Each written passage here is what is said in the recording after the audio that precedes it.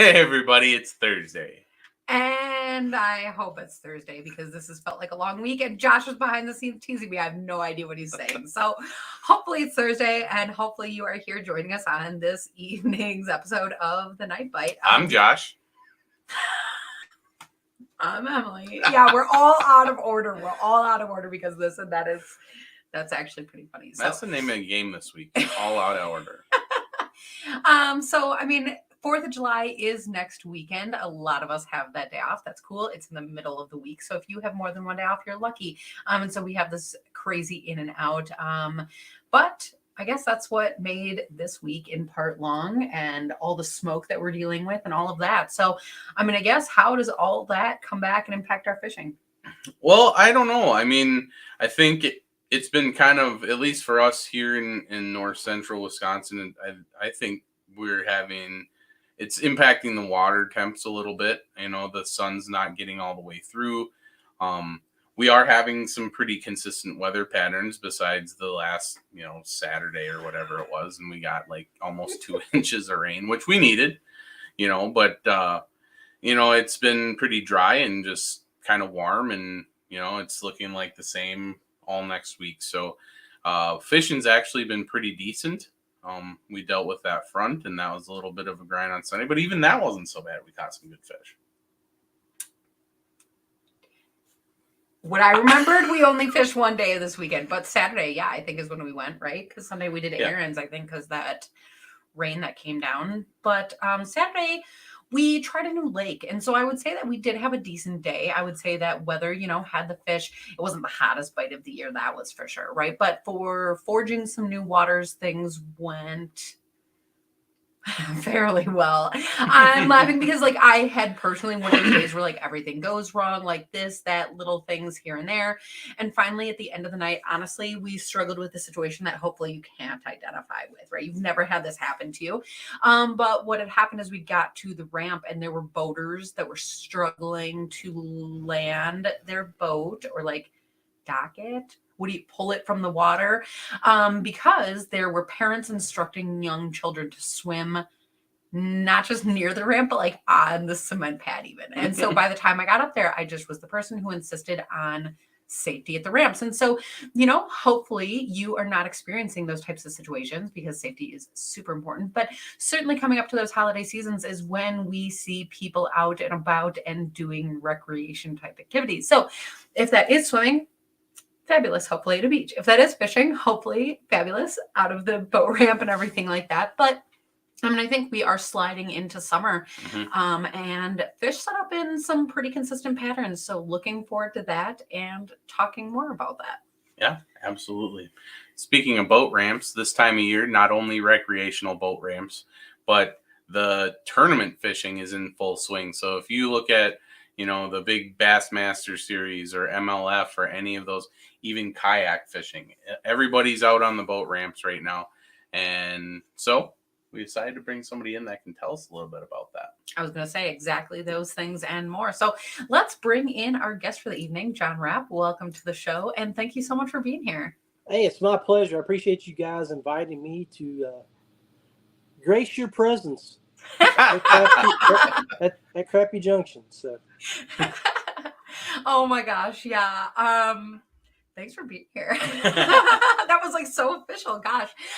So we are here actually just kind of getting to know you. And I think others are as well. So our first question is always that super generic. Tell us about yourself if you can. Well, I pretty much I'll keep it relatively short. Late 50s. I did 30 years in law enforcement. Just recently hung up my gun in March. I've been in the kayak fishing industry for the last 10 years. I've been a member of the Feel Free fishing team for almost 9 years, and now I'm the team manager. I also run with the Z-Pro Lithium as a team manager, help manage those two entities in our fishing world.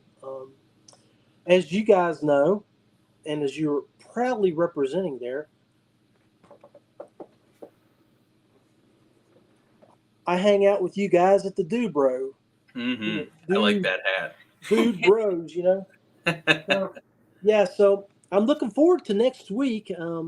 As you know, I browsed on y'all's page here while y'all were doing your intros, and we have a mutual, really good friend, Brian Schiller, and Oh, yeah. so I'm meeting Brian Thursday, and on our way down to ICAST, him and Matt Gibson. I think y'all may know him Mhm. pretty well, but we're going to do some fishing on our way down, test out some of the new product from Dubro, do some content shoots. And actually, you know, I was out on the water with one of my teammates from Z Pro for the last 6 hours, and we shot some video today here in West Virginia. And I feel for you. It sounds like, you know, what you guys were talking about there with weather is that you guys are getting uh, caught up with all the smoke from the fires and stuff. We're dry too. Our lakes are low. We've only gotten a little bit of rain, and so not a lot of creek movement. Water's not flowing in, so it was hard to find some bass today. But that's what I do, guys. They were they have broken stride from crappie, and they brought in a bass guy today.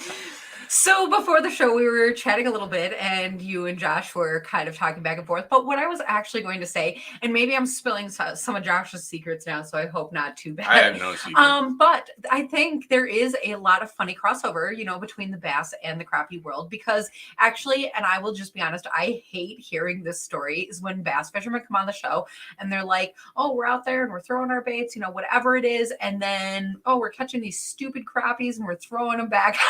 It's like, but the story always involves them catching like 16 plus inch, like the crazy sizes of fish, because when you are upsizing those baits like that, I mean, it's not every single time, but so often you are finding that larger range of fish because those larger crappies are acting like a predator, kind of like the bass would. Well, it seems like in this area they love hitting my square bill. Yep. I mean, Yeah. The square bill, when it's you know, you're hoping to catch that nice 15 to 17 inch bass, 2 pound, 2.5 pound bass, and you end up pulling a 2 pound crappie out of there. So, you know, yeah, darn, what a terrible day. I mean, I'm sure that your following would be their lips will be watering when they see some of the crappie that we pull out. You know, it is amazing though, because especially as we are looking from spring and into summer, you know, so often in that springtime, I think the pan fishermen are catching bass because everything is eating those small sizes of baits. Exactly. And then it kind of flips, you know, some point the water warms up and those crappies get hungry and those bigger ones start eating the bass bait. So it is funny how, you know, they are such different fish, you know, they do different things in different times, but there is so much that they have in common. And I guess this is where it kind of comes back that I said I was going to spill Josh's secrets. He has this theory about taking some of these different bass baits out there, and in some cases using them as is, but in some cases like miniaturizing them to target crappies because that bite can be similar. Well, I mean, all those little swim baits with the diamond tails that you guys use frequently in your field, all they've done is upsize them a little bit for bass. So I mean, so if your bigger crappie are going to pound them, I mean, and your comment is really so true. I mean, I've caught. I just posted a video on my Facebook page from. It was last Monday. I went out, and it was a 4-minute video. I caught my personal best largemouth, huge 22-inch, 7-pound fish. Went back, and now I'm on this nice new iPhone 14 because I got so excited that I bumped my iPhone out of my pocket into the water. Yep. And see, and what I do all my on the water recording with an iPhone 10. You know, so it's not like I'm phone poor. I just, when the old phones get upgraded, I don't trade them in. I keep them and I repurpose them. This little case right here. My wife bought me. She's a big bass fisherman. She's won several tournaments. She's won money at the national championship. But She bought me this tandem case because I was at Kentucky Lake and I was reeling in a big fish, and I had my fish on one of those pods on my stand, and as I was bringing in the fish, a tree limb hit it and boop boop boop, knocked it out into the water.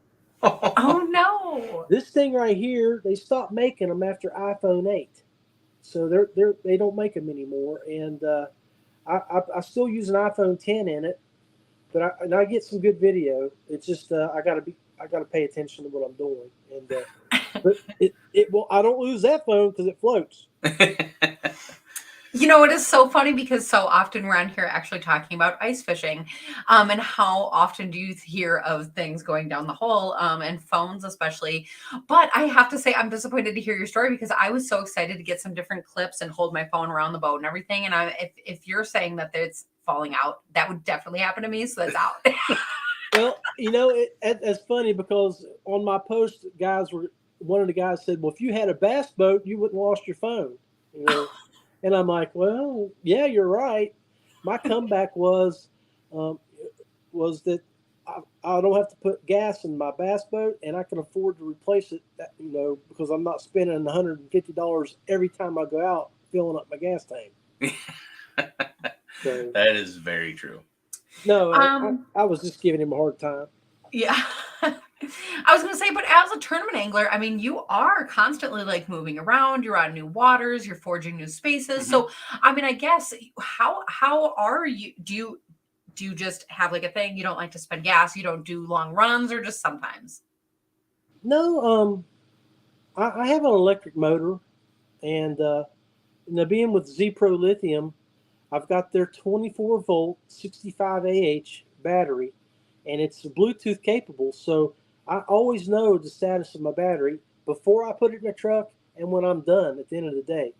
Like I went up near you, just below you guys, a few 100,000 miles at Lake Erie, and was fished up there for 4 days catching smallmouth, and didn't have to recharge my battery.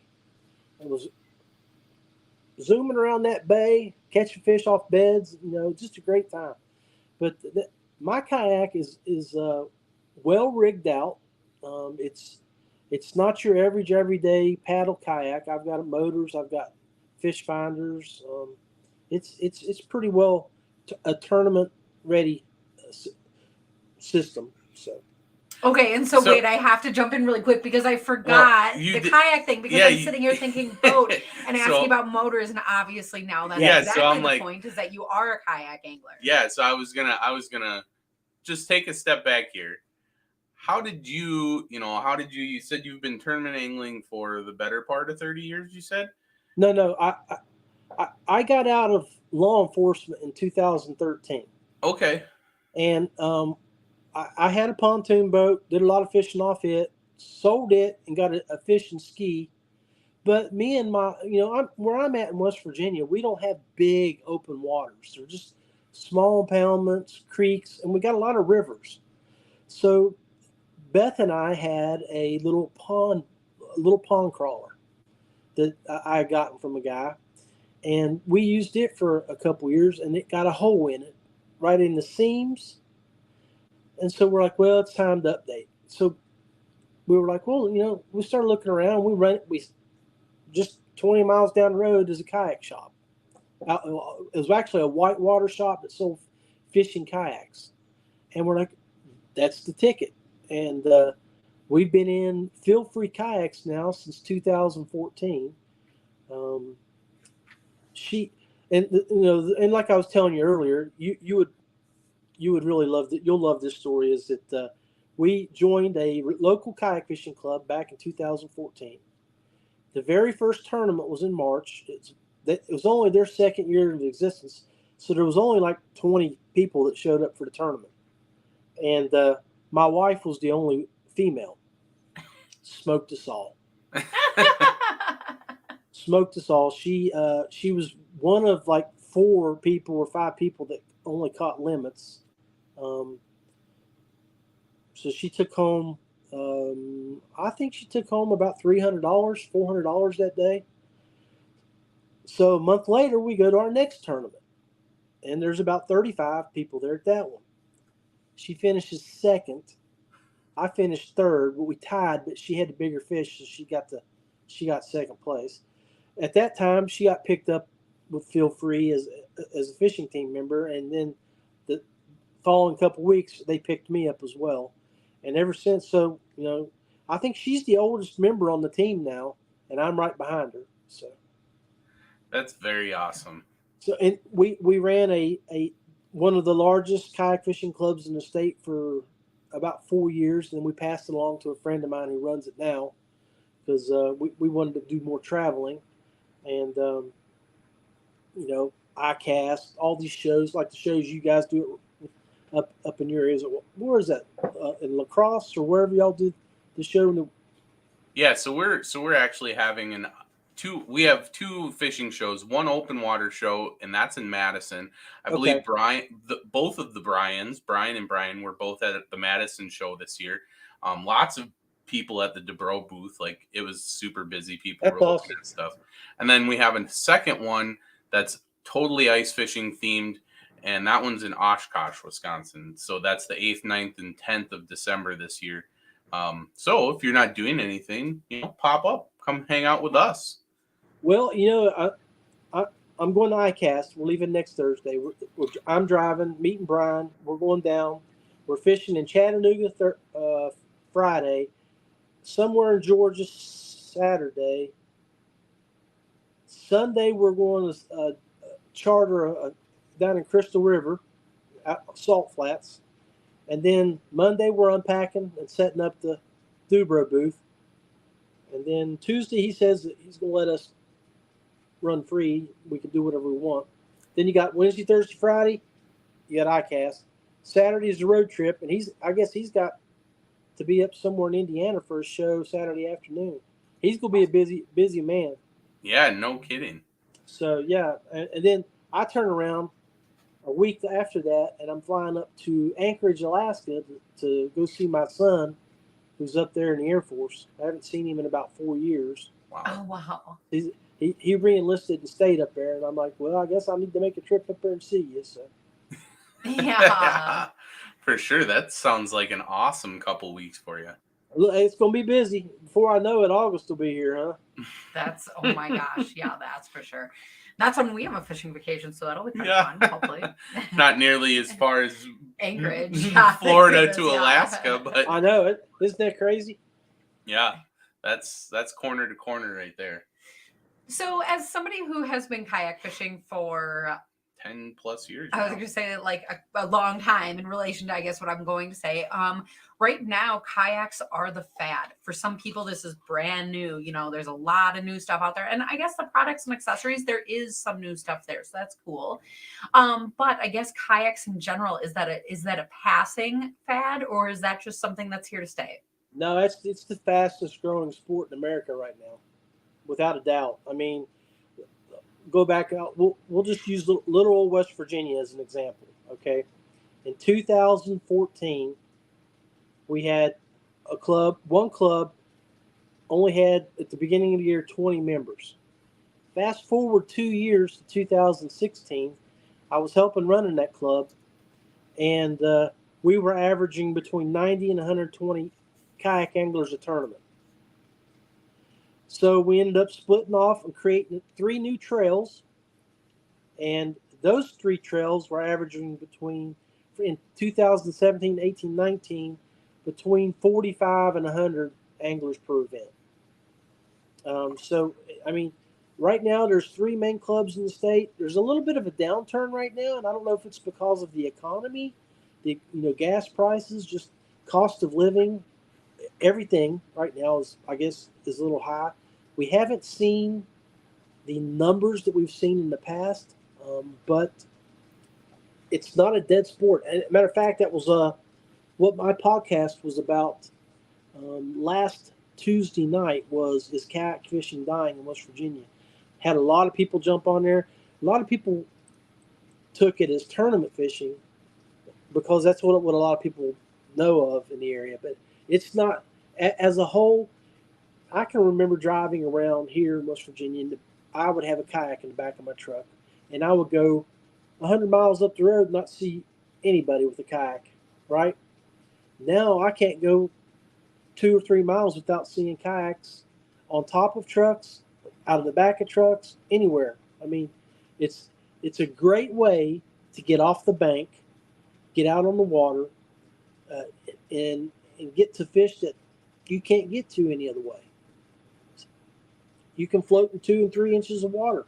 I mean, so you can get back into those reeds, throw a topwater frog, and catch a monster bass, just like I did the other day. And you know what, Emily? I was going to tell you, I caught that on a 3 inch or 2.5 inch Z-Man TRD. So it wasn't a big bait; it was a small application, and I threw it back in there, and bam, you know. Well, oh, okay. I apologize. I didn't know. I caught my 18 or 19 1/4 inch smallmouth on a TRD. That big largemouth I caught on a lizard. I did catch it on a lizard. So Oh, that action has a lot to do with it though, because all those little arms on there that'll get them. That's well, funny. I threw it. There was a lay down in the water, which as crappie fishermen, you know what I'm talking about. It was a big old tree laying in the water, and and that's what I look for. And I took that lizard and I threw it right back up in that junk as far as I could get her, and I drug her out. And as soon as she came out, that big girl just inhaled her.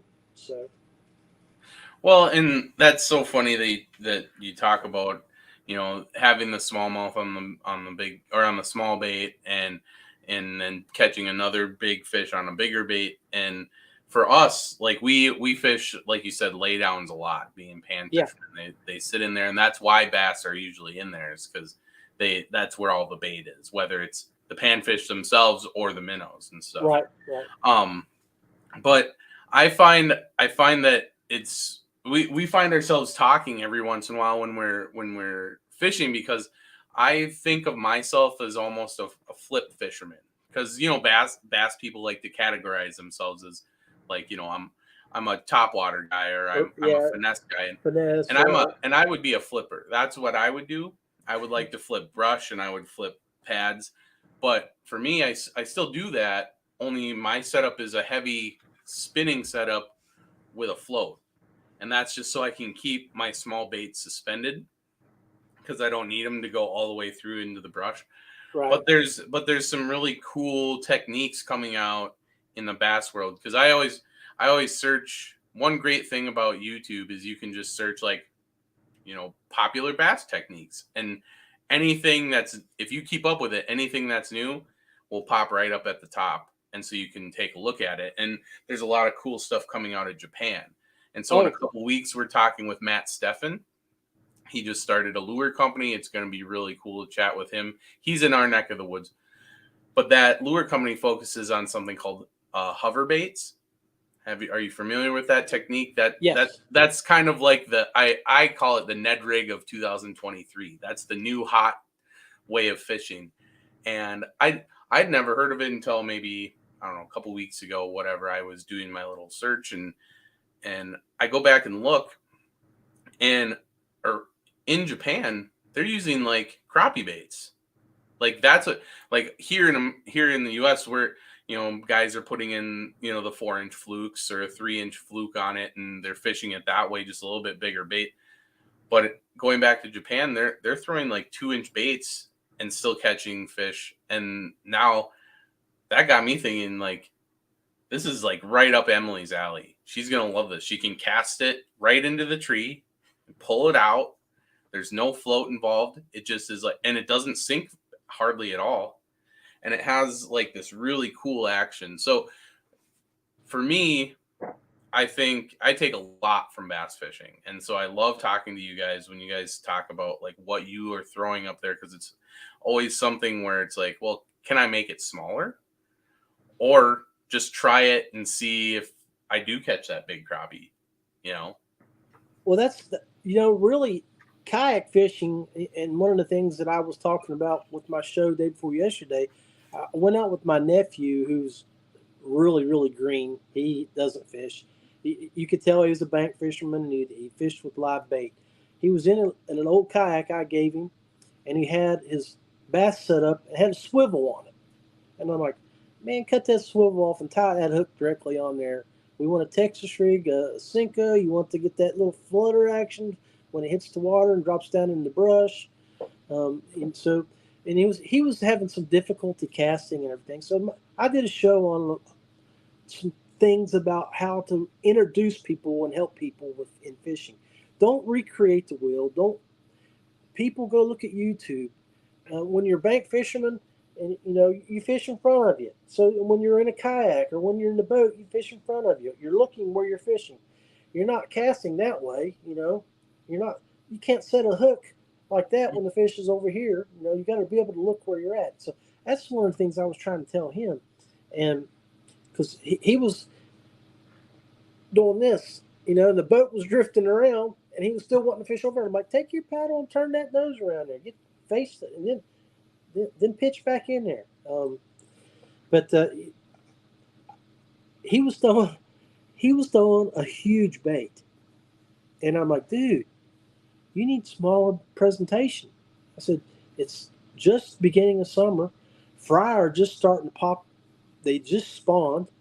You got to think about that. You got the mayfly hatch is just getting ready to hit down this way in June. So smaller presentation. Keep it a couple inches. You know what a Yum Dinger is from Yum?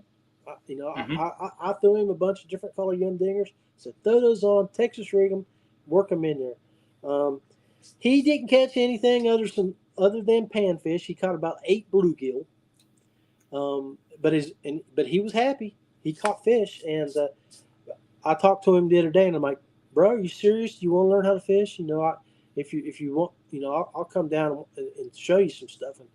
Because as you guys know, there's no reason for people to recreate the wheel. I mean, they don't have to learn straight.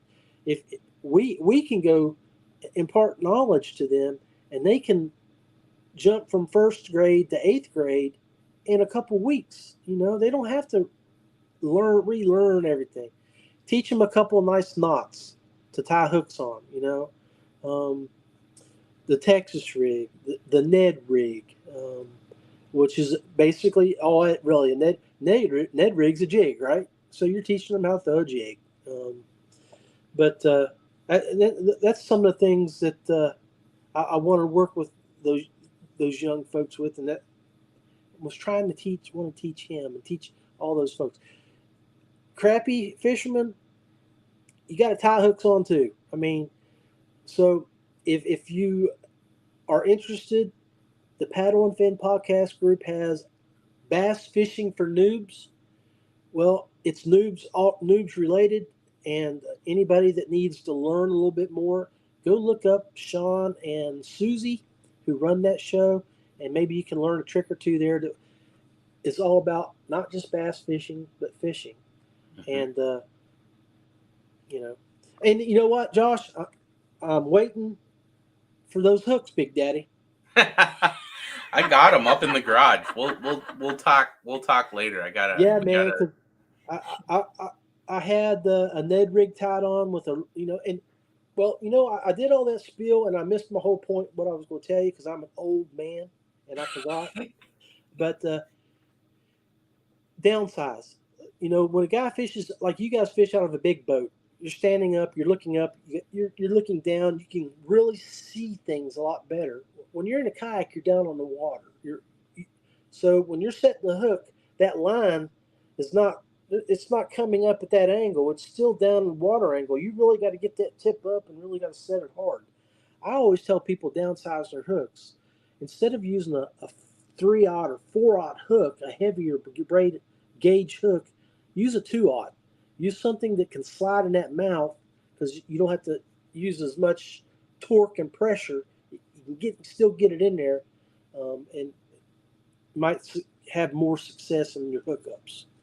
Well, and a good point to follow that is that, being in a boat, you can run, or even on the bank, you can run some of that heavier hooks and heavier tackle just because you're stationary. Right. So, it'd be like tying a fish to a tree, like they're pulling against a tree, and so that tackle has to take the brunt of that. But you can throw lighter stuff in a kayak just for the simple fact that you're not anchored down. You guys, the fish, even a smaller fish can pull, kind of pull that kayak around. Oh yeah. And so that gives a little bit more, you can keep tension on the fish, but you won't bend that smaller stuff as easy as you think. And going back to teaching people how to fish and stuff, be unconventional too. One thing Emily and I talk a lot about in the boat is that we often wonder if we could join a local bass tournament and just fish bobbers the whole time with our baits. And because we catch, we honestly, I don't think that on a normal day we catch like giant fish, but we could definitely come in with 2 bags, a whole limit of fish. Well, that's what you do is you do a Barbie pole tournament. We've done it. But I'm being serious too, because I think a lot of that has to do with, especially with float fishing and young fishermen. Not only it helps keep them out of the snags for one thing, but the other thing is it helps them with bait placement. So it's kind of like it's for a younger fisherman that isn't super great at casting. It helps them recognize good areas to cast, so then when they get better at being able to keep the jigs and stuff, some of the bass baits out of those bigger snags and just alongside of it, this gives an opportunity for you to visualize it lands and that's where it is. And then if you get a bite, or if you replicate that and you don't get any bites, you have to move it, and then maybe right next to it you get a bite. So I think just being unconventional with your way of fishing, even in small tournaments, if that's what you want to do, don't be afraid to use what you know in those situations. Yeah, and that's what we were talking about earlier. There is no bad information in fishing. It's all about how you use it. Mm-hmm. Everybody's got a different technique and a different way they do things and throw things, presentations. Check it out, learn it, use it. There might be an application for you to throw it in that could be the difference in a 10th place or a first place check. So.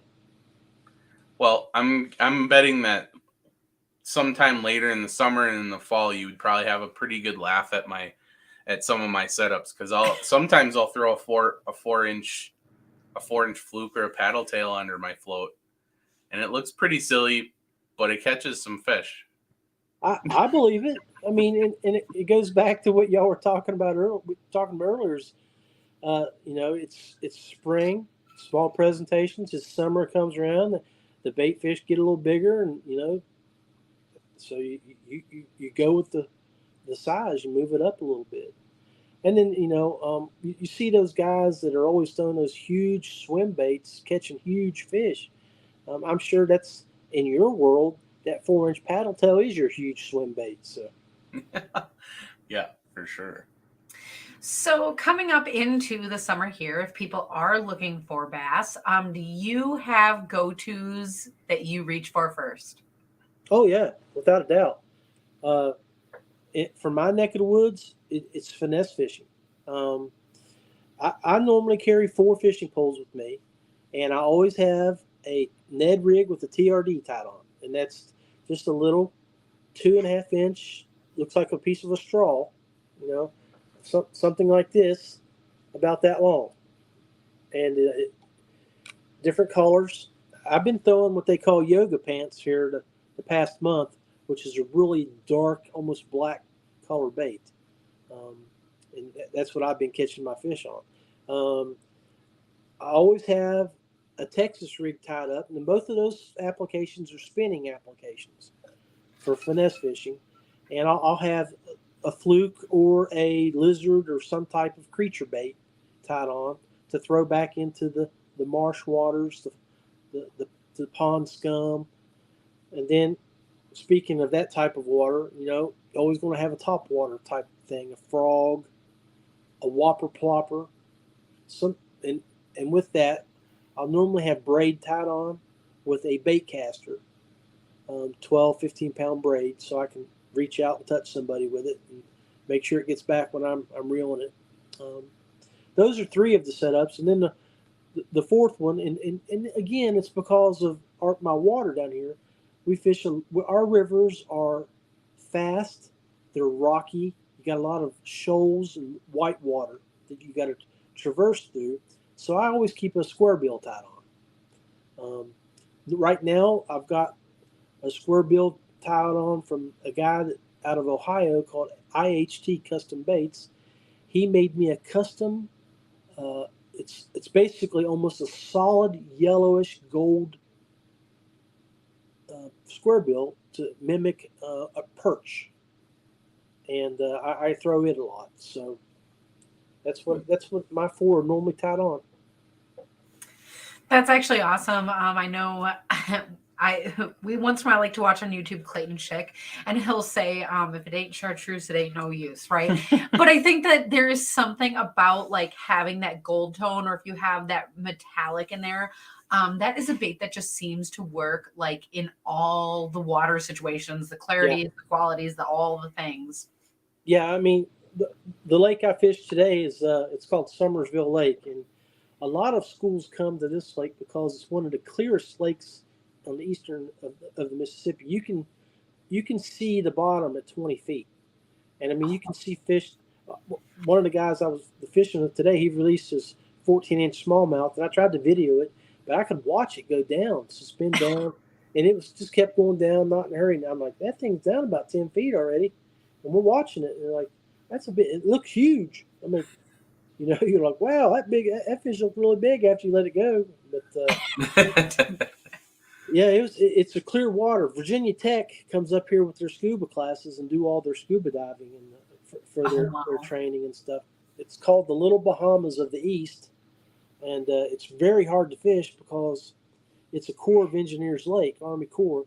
So the water drops over 100 feet starting in September, and that's why it's called they call it the golly season down here, because for 8 weeks the whitewater rafting goes nuts, because those class 3 rapids and 2 and 3 and 4 class rapids turn into 4, 5, and 6s. Oh my gosh! And the whitewater just goes crazy. And but yeah, it's fun. I mean, that's one of the reasons why kayak fishing in this area is so doing so well. So part of me wanted to ask, kind of like what you were already mentioning, like, do you fish differently if the water is super clear? But gosh, I am almost so astounded by hearing how much that water level drops that I'm almost sidetracked, like wanting to ask about that too, because nowhere around here do we have water levels that do that. I mean, that is like an extreme circumstance. So, I mean, in this case, the rivers and everything like you're describing, that still has water. But as far as like main lakes and stuff, everything changes. Yeah, it when they start holding back water to raise the lake up to summer pool, they start April 1st, and the water doesn't get to summer pool until almost the second or third week of May. It takes the water in this lake raises 3 feet a day if it's coming in at normal flow, which it's low right now because we haven't been getting the kind of rain we normally get. But yeah, it's a beautiful lake. It's It's the biggest lake in West Virginia. It's more recreational than fishing, but we have pretty good smallmouth, and largemouth are starting to come on. But like you said, when you have the water drop 100 plus feet and then come back up 100 plus feet, and it's only at summer pool for 3.5 months. Then it's back down to river pool or their winter pool levels, which is ridiculously low. But it's not a regular dam; it's an earthen dam. So that might be one of the reasons why they lower it, so they can make sure that the dam is not getting stressed out and stuff like that. It's got a power turbine thing where they do water when they release water and stuff, and so it's a beautiful lake. If you're ever down this way, I'll show you around. Perfect. The closest I got was I was recently in Connecticut, but that's not that close. No,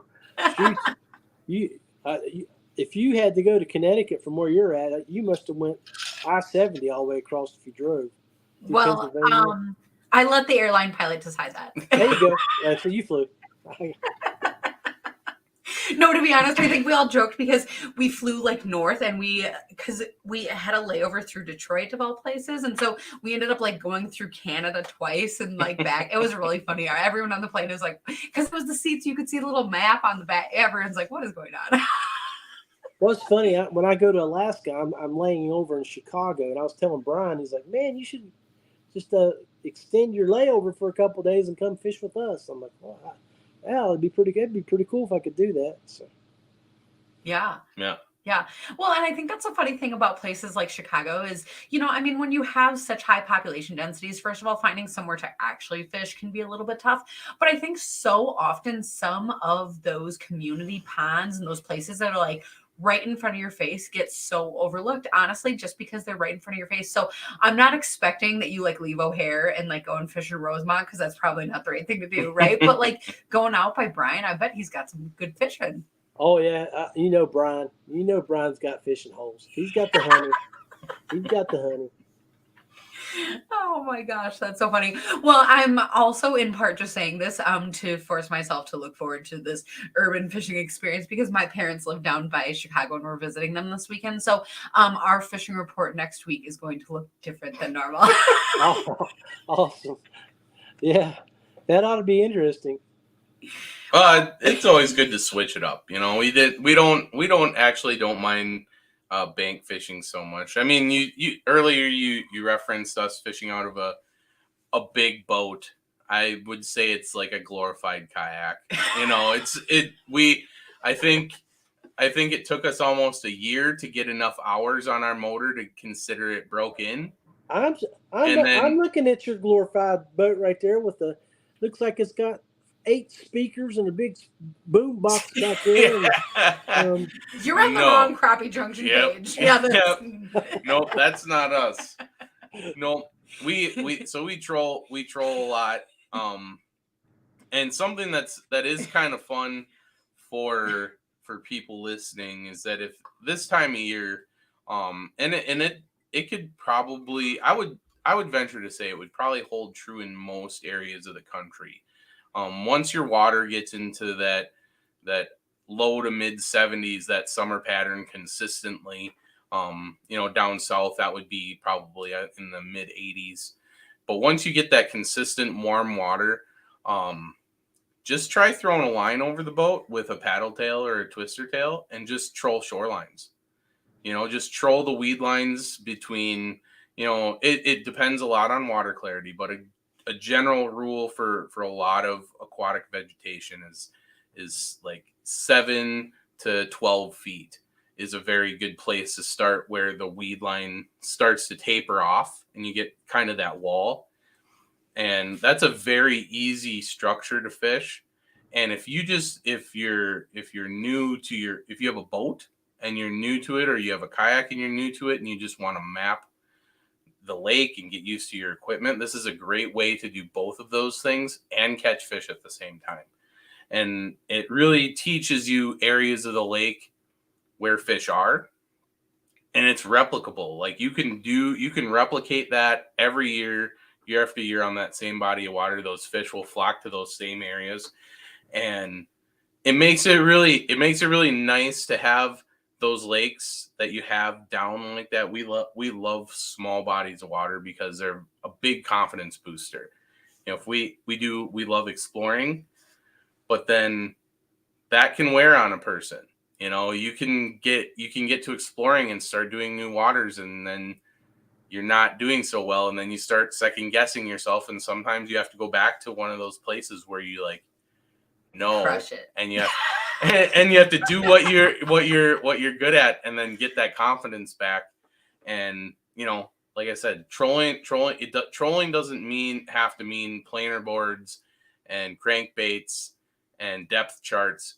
All you have to do is take a twister tail, whip it out the back of the boat, close your bail, click your bail. You could use a bait caster doing this too, doesn't matter, and just troll it around.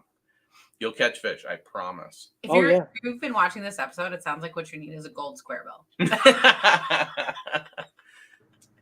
Gold square bills rule.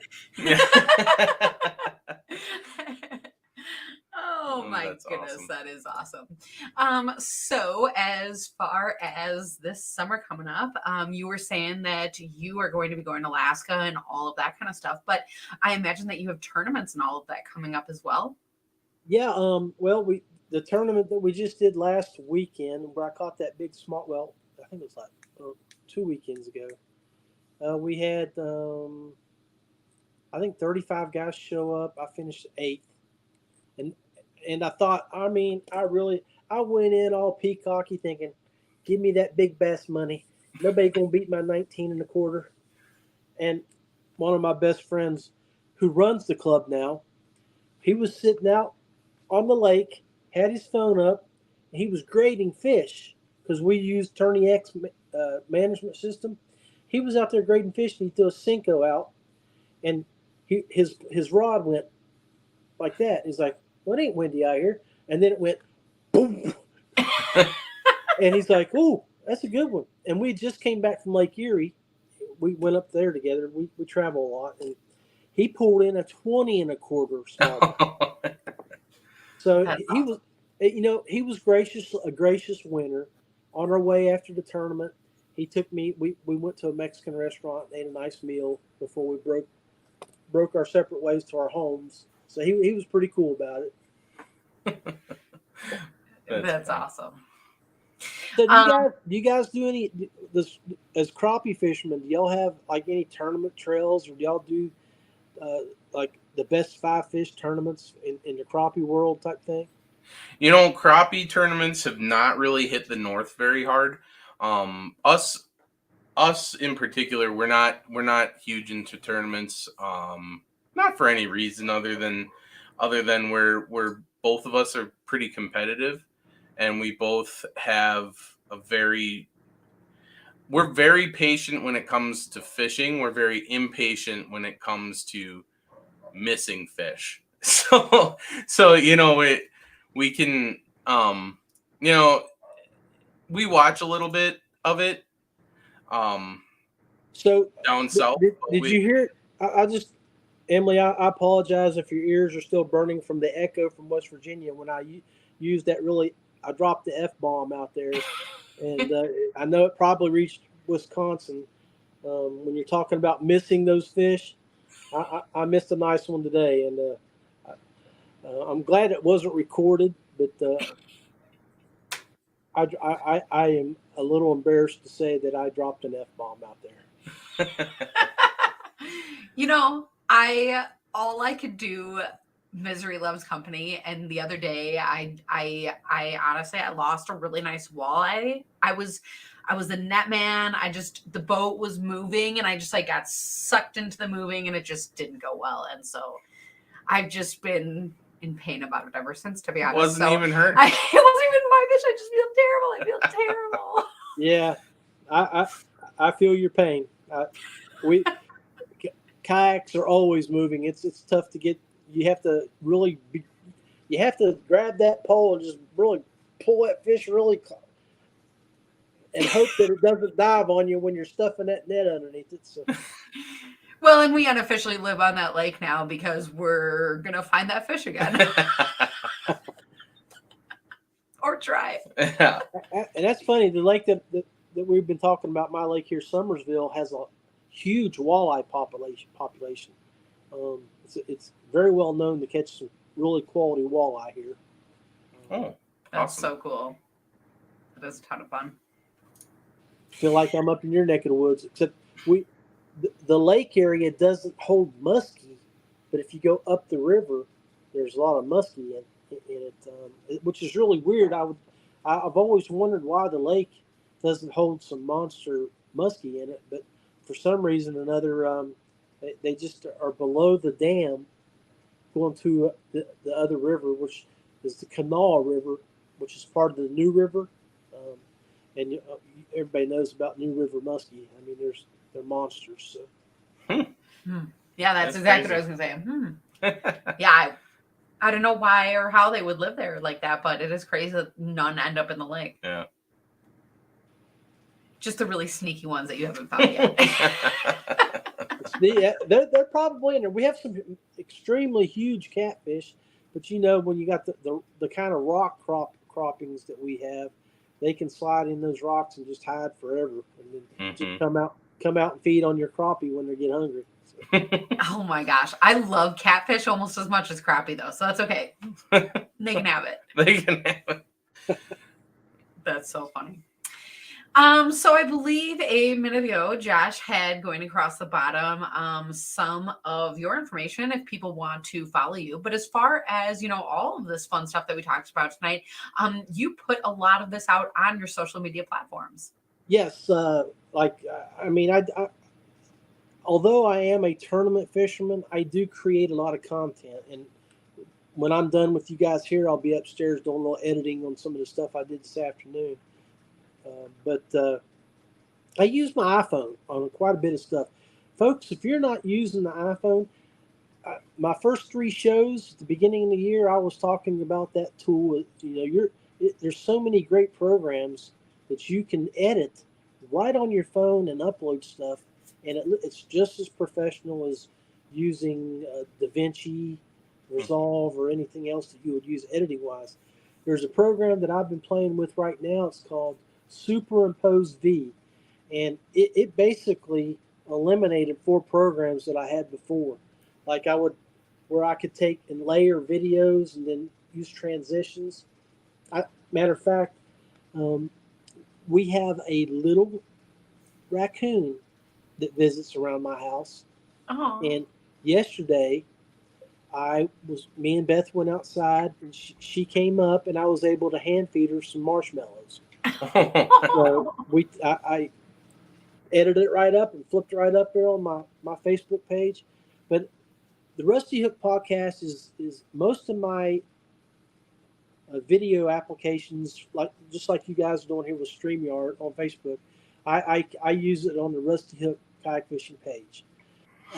Since October, I joined the Paddle and Fin Media Group, and I've been part of Brian's show. And I upload and do my videos directly to Paddle and Fin as well. I normally do my shows live, like we're doing, but as you guys, I'm on my cell phone, as we found out earlier. My studio here and my internet is so bad. I did a live show with Prism about 3 weeks ago, and it said that I uploaded 58 minutes, but when you went to Facebook and looked, it only had 42. Oh. So yeah, it dropped a lot of frame rates. So here lately, I've just been pre-recording stuff and then uploading it. And then when the leaves drop off and I have better signal, I'll go back to doing some live stuff. Fun. Awesome. I love Twitter. If you guys are on Twitter, look me up at JK Rapp Jr. Instagram, I have it. I do most of my stuff from Facebook and let it go to Instagram. But no TikTok. I'm an old guy. That's for you young kids.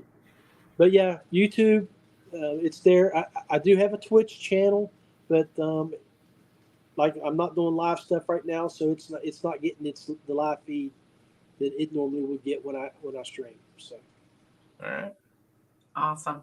But I appreciate you guys bringing an old man from the Mountain State here in God's country, West Virginia, on to the show up there with the crappy family in Wisconsin. Yeah, it was we awesome. appreciate you being here too. Mm-hmm. Yeah, this was a ton of fun. And I imagine, to be honest, I will probably have you on again someday, because I imagine that we have a whole bunch more that we could talk about. So that would be fun.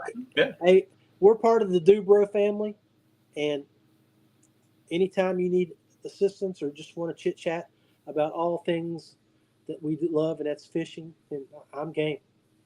Perfect. I guess we're up for talking about bass too.